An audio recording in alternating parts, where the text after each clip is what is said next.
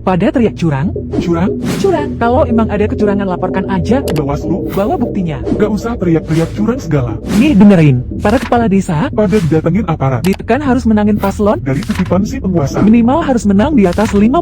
Kalau ampe gak bisa, Mereka bakal dikasusin. para kepala desa takut. Dengan ancaman itu, Akhirnya mereka menggerakkan jajarannya yaitu para RT untuk membawa pesan dari atasan. untuk warganya. Para RT itu Menutup pintu rumah para warga satu persatu. sambil membawa duit 10.000 untuk satu suara terdaftar. Berapa duit? Yang harus dikeluarkan kepala desa Jika rakyatnya, yang terdaftar berjumlah 3.000 suara. kalian bisa hitung sendiri kan? Tapi para kepala desa rela Mengeluarkan biaya hanya. untuk mengamankan kepalanya. Dan untuk para warga, Yang tidak tahu kalau money politik itu, sebenarnya dilarang. mereka riang gembira dengan kedatangan Pak RT. Bagi-bagi uang. Mereka manggut-manggut dengan senyuman indah saat dengar pengerahan dukungan Siapa? yang harus dicoblos di hari pencoblosan tiba. Para warga ini Tidak peduli siapa yang kelak akan jadi pemimpin. Orang siapapun itu, mereka berpikir itu gak ada hubungannya. dengan mereka. Yang penting 10.000 Per kepala udah. di hadapan mereka. Itu lebih konkret. Bisa buat tambah-tambah dari pemberian para caleg-caleg yang berkompetisi dari tingkat daerah sampai tingkat nasional. Yang duitnya udah mereka terima pada hari Sebelumnya, sementara untuk para warga yang tahu kalau money politik itu, sebenarnya dilarang. dan ini udah jelas-jelas melanggar hukum Menggerakkan perangkat desa, untuk memihak paslon tertentu, mereka merasa gundah. dengan keadaan itu, Ada. yang akhirnya menolak pembagian duit itu, dan lebih banyak yang akhirnya menerima juga, karena emang udah dianggap hal biasa. Untuk tradisi di desa, Ngapain ditolak juga kan? rugi dong. Dan ada juga yang punya niat untuk merekam semua kejadian pelanggaran itu. Tapi pada akhirnya, Mereka berpikir ulang untuk diam aja, anggap aja tidak terjadi. apa-apa. Mereka takut, Jika direkam, takutnya hubungan mereka dengan para RT itu, jadi rusak. karena bertetanggaan itu hampir seumur hidup, dan kalau salah langkah, Malah bisa kena hukum sendiri. karena nggak ada mekanisme perlindungan hukum. Untuk saksi kecurangan pemilu. Gak mau juga kan hubungan bermasyarakat hancur gara-gara peristiwa? 5 tahun sekali ini. Ya, akhirnya mereka nggak jadi ngerekam itu semua untuk dijadikan bukti kecurangan yang terstruktur Sistematis, dan masif ini. Semoga kedepannya para wakil rakyat yang terpilih bisa membuat undang-undang yang mampu melindungi para saksi yang tidak dibayar ini agar mereka menjadi CCTV gratis untuk pencegahan tindakan curang, dari pihak tertentu sehingga kita memiliki pemimpin yang dipilih secara adil. dan terjamin legitimasinya. Disclaimer dulu, itu semua terjadi di negara Wakanda ya, jangan berpikir yang aneh-aneh. Hanya untuk pelajaran kedepannya aja. Ambil hikmahnya.